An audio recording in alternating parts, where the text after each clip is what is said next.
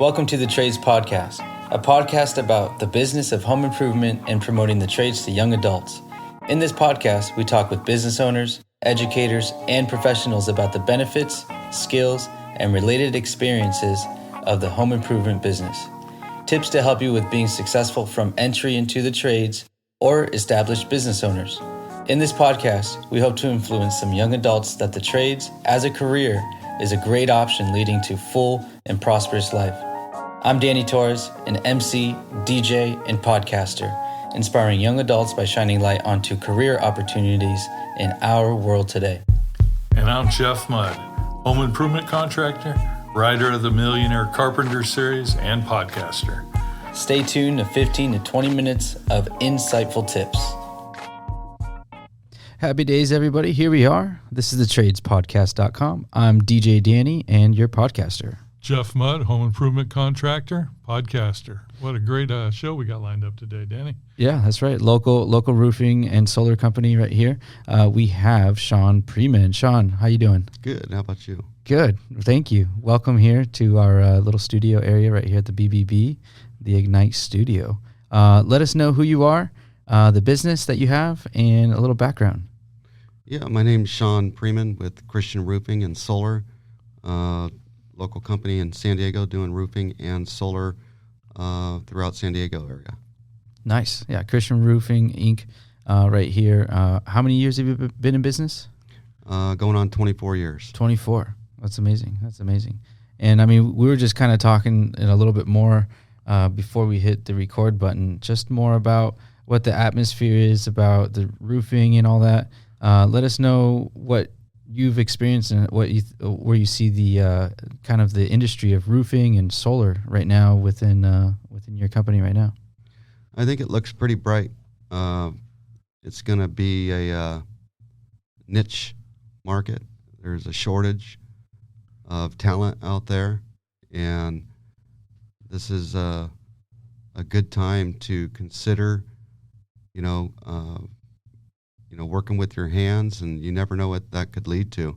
Yeah. But it's a great time for a young person looking for work and to make some good money, to just come fill out an application, and that's where it starts. First step, you got to get out there and fill out applications and try to meet the owner and get a job, get to work. Yeah. And we talked about maybe like some routes that you can kind of get some more information about roofing, solar, and the whole trades industry and that side of things. So if someone wanted to come up to you and say, how do I get into roofing and solar? What would be the best route that, say, a young adult or anybody that's trying to get some more information about it? How would you respond to them trying to get into it or get some more information about it? So the best way, like we were talking about earlier, you kind of just, sometimes you stumble into it, mm-hmm. and you don't know what you want to do or where you want to go, especially like right after high school. But some people will go to school, and continue their education. There's nothing wrong with that. At least you're learning, and some people, college isn't for them. And they can, Google trades. Google is everything. Right. But it's just it's like the icing. You're not going to see the real deal. You'll see little clips here, little clips there. So it's just something, flip a coin, choose. We do roofing, solar, insulation, decorative concrete. So there's a lot that we do. So maybe you are interested in electrical, mm-hmm. or maybe you want to do, if you want something, to stay in shape and get paid for it. Roofing, for sure, it's a pretty physical job, isn't it? Physically demanding. So you get paid to actually stay in shape. Yeah. You get, you're getting a tan, and when I was young, we used to, now we have to wear uniforms, but no shirt, mm-hmm. All day long. So we'd be tan throughout the year and chiseled, and cut. And that helped with our sales. But, yeah. But I would say that just you got to pick something and just go out, fill out an application, and you got to be persistent and follow up. Don't just and don't think about it. Keep calling, and try to talk to the owner, like we were saying, and just give me a chance. It's attitude. Absolutely, yeah. And I mean, being that you mentioned, being out there, outside, working on exciting jobs like roofing and all that, it keeps you in shape. Being that your company's based in San Diego, that's almost like year round. You can be doing that. Sorry for all our listeners that might be on the East Coast, during the snow, having to do some roofing, but hey, still staying in shape. Like you said, it's an honest trades. It's honest trades that it's, like you said, there's a shortage and of talent out there. What ideal candidate of a employee would you be looking for right now? If someone wanted to reach out to you. There's so much. I mean, it goes from not only in the field, to installers, and technicians on both the roofing and solar side of it. There's electrical that, is there, but also on the office side. Mm-hmm. So say someone did go to school for 2-3 years, take business related classes like QuickBooks, and you don't need to spend hundreds of thousands of dollars for these. You can, office management, accounts payable, receivable, even just basic, phone skills and etiquette, answering the phone. That's where it you can fall into this, where it's so much to be done, both on the brain side. It all takes your brains, but I'm saying the roofing infield, there is some brawn that we need there. You got to be in shape. And that ideally we're looking for a young guy, good attitude, or gal, and that just wants to show up every day and excel, because those are the people that we notice and who advance quickly. Yeah. And go on to, you could start as a roofer in 4 or 5 years. You could be a foreman of those guys. Then the next position's a supervisor. Each position or advancement is more money and benefits. And if you love what you do, the money's secondary. Mm-hmm. And you'll start growing, and then you get into sales. Mm-hmm. And that might be that might be what you were born to do. Yeah, and I think you mentioned that, it's something that you do have with your employees within Christian Roofing is the product training, right? Do you have product training for, obviously the installers is one thing, but I can imagine that your supervisors and your foremans already have this knowledge. What's that process like of, really understanding the sales portion of knowing the product? So you do got to know your product, and that's why a young person, if they just graduated and they're going right into the trades or were to work, say get hired by us, they would be learning, from the ground up. And you start pretty much anywhere low man on the totem pole. You do not just go right to the top, and it takes, you can't buy experience. So you got to start at the bottom and be humble and be hungry. And we have a wealth of talent on our team. Mm-hmm.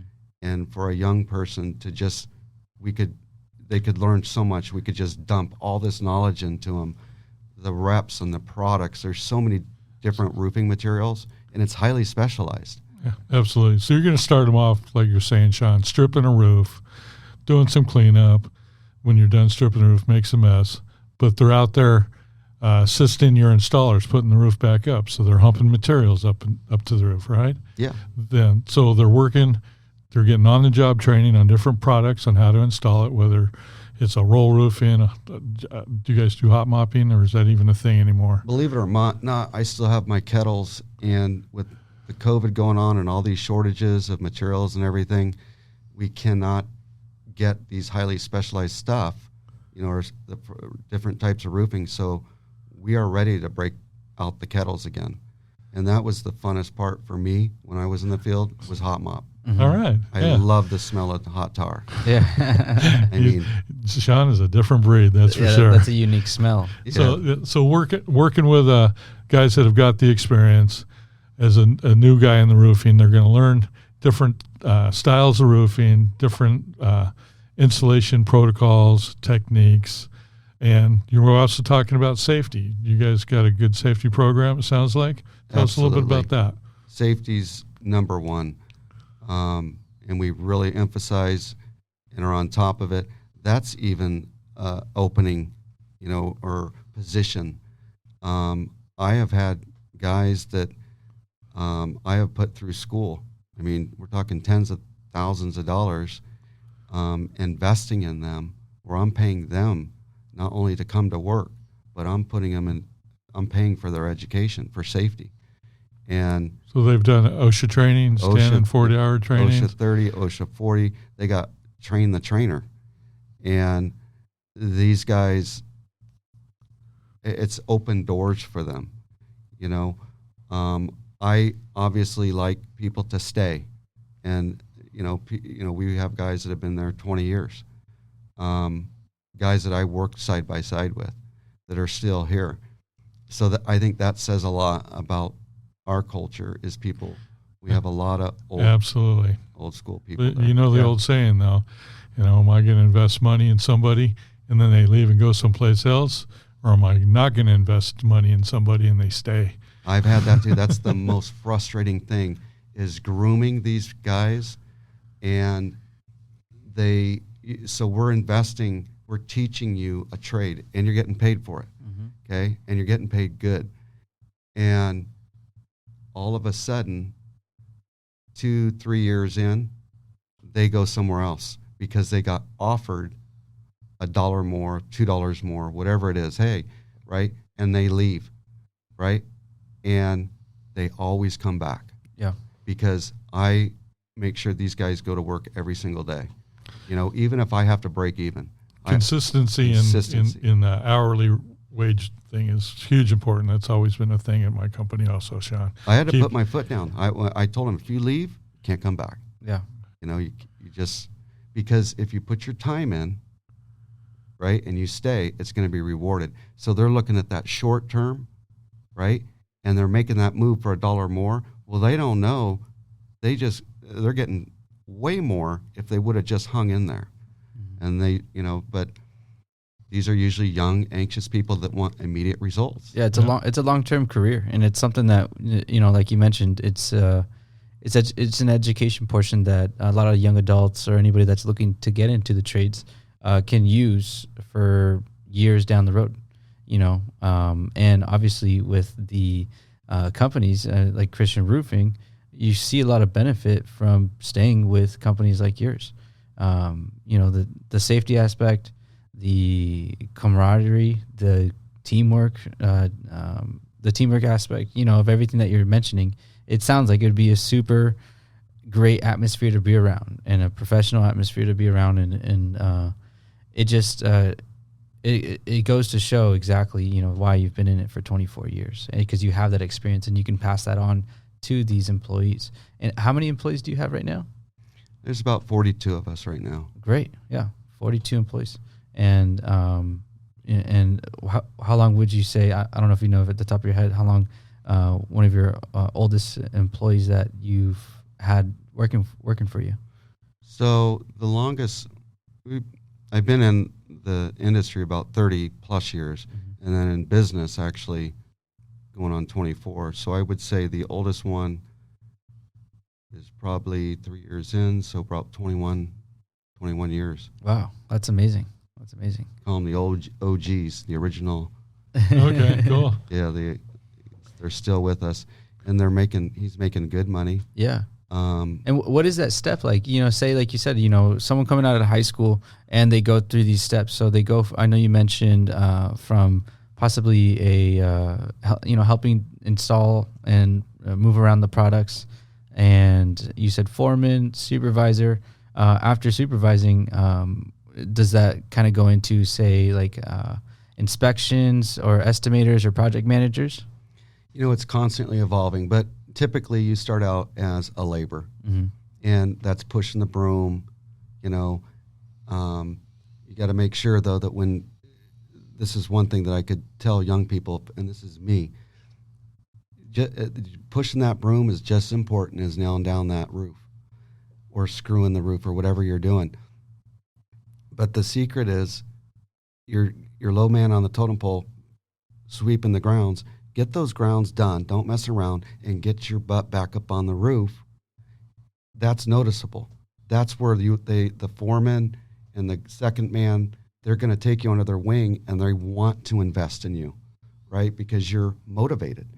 Not the guy that's just kind of, pushing the broom, taking his time. Yeah, the guys on the roof can see you lagging. Yeah, they see you down there. Trust me. And I want to touch on that point for the customer's point of view, John. Customer comes home, and what do they see?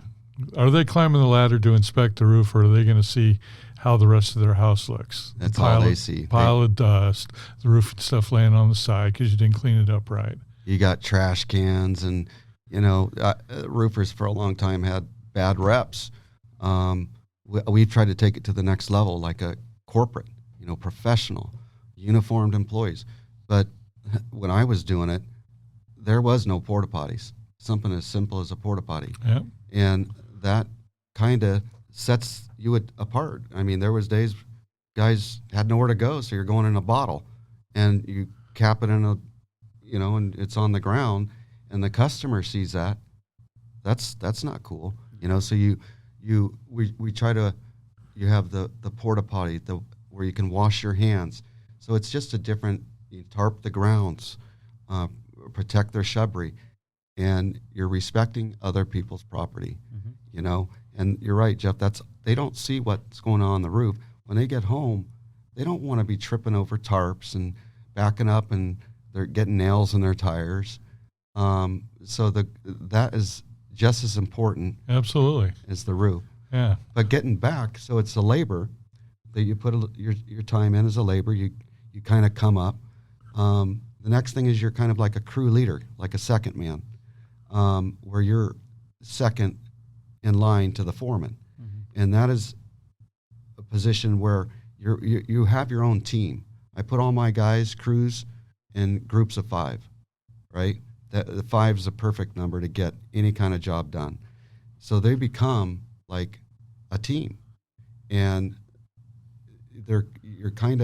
it's a camaraderie. You're part of something. Yep. And once in a while, if we have big jobs, we'll put multiple teams together. But there's a foreman, there's a leader, right? So once that person is getting it down and he's excelling, next position's a foreman, and you'll have your own crew.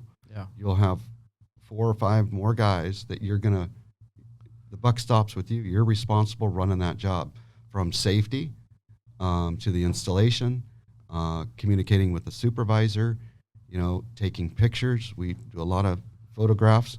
So after foreman, you got the supervisor.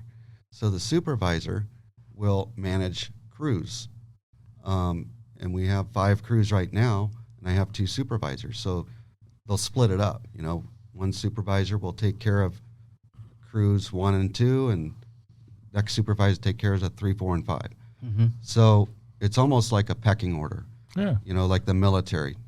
They have it down for a reason. So, labor, crew leader, foreman, supervisor. After supervisor, you may love that position, and some people don't want to own their own business. Obviously, we all want to own our business, but it takes a special kind of person to own your there's so much going on. And some people don't want it, quite frankly. They'd rather they're being paid well, and they can work their, 8 to 10 hours and turn it off and go home and have a life. Yeah, quality of life is sometimes very important to somebody. And if they're making enough money, they can take care of their family, have a house, put their kids through college. That's Absolutely. what a lot of American dream. It's the American dream. I have a lot of my people that have been with me have their own homes, right, and cars. So, and I feel proud and to be a part of that. And we kind of all came up together. And I love to give back and put everything I have back into the company. After supervisor, then you get to, or you after, even after foreman, you could go supervisor, kind of if you want to stay in the field. Yeah. And that's kind of your last, you can either stay there, supervisor, or from that foreman position, or you can go into sales and be an estimator. And we usually will start them off on residential. You know, they'll do ride-alongs with other senior and tenured, salesmen. And the beauty is, if they go this route, now they know labor. Now they know, product. And they can talk the talk because they walk the walk, right?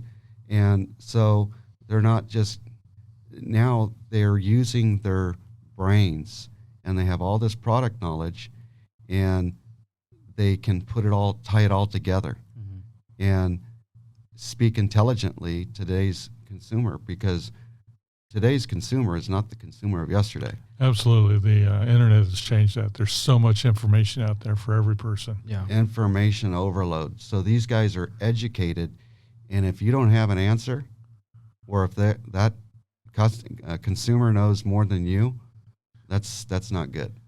That's a deal killer, isn't it? It's a deal killer. If they're asking you questions and they know, believe it or not. Right. So in sales, you can, the sky's the limit. You guys, then, it's residential, then you get into commercial estimating, and that's where people will do drawings and schematics, and it's a lot of work, and, usually those are low bid, and you might have to do 100 bids to land one. You might have to bid 500 or 500 million to land 5 million. Right. Yeah. So, and then from there, next thing you could go into solar. There's the whole solar side. Right. And then if you wanted to, and if you had the drive, you could start your own business. This could be a stepping stone, and you could go off on your own. And I think that would be pretty cool to have employees go out on their own and actually support them with work, subbing work out to them to get them to the next level. Someone's always helping you. Yeah, absolutely. And I've mentioned before in my contracting career, I've signed for at least 3 contractors, employees to go get their own contractor's license. Yeah, it's very rewarding. And then to see them excel. Yep. And I was back earlier talking about guys that would leave. You'd put all this time into them. Right. And then you knew they would always come back, but it would be frustrating to put all this money, but it would be a privilege if they were honest with you. You know what I'm saying? Absolutely. And just talk to you instead of just bailing. Yeah, I hit that. Just not showing up Monday morning at 10 o'clock, you get a phone call, or they finally answer the phone. Where you at? Oh, I took another job. Yeah. Yeah. That happened. Yeah. So loyalty is another thing, so you develop, I think, a lot of character. Roofing is an honest living. It's a hard day's work, but you can look back, you work your butt off, and then you look back and you go, damn, I did this. And then it just goes, as the years go by, driving around the freeway or around town, and you can go, I did that roof. Look at that, I did that roof. Yeah. Absolutely. Super fulfilling. My wife is like, got her into, she helped run the business at one point. Right. But it's almost like she never paid attention, but now she's looking at other people's roofs, or solar. You can see a bad job or a shoddy job. I didn't do that, but your name's on it. Yep. And I think that's a pretty rewarding thing. Absolutely. What do you think about technology in the roofing field? Is it ever going to get outsourced or replaced? Excuse me, I was thinking about that. There's certain aspects that can be replaced, but you will never get out of that labor, that manual labor. You have to physically that human element, it's not going to change. Not in my lifetime, not in my son's lifetime. I just can't see a machine. I mean, they're trying. I mean, we do certain types of roofing where there's a robot and you set it to a certain, so it moves by itself and it welds seams at about 800 degrees.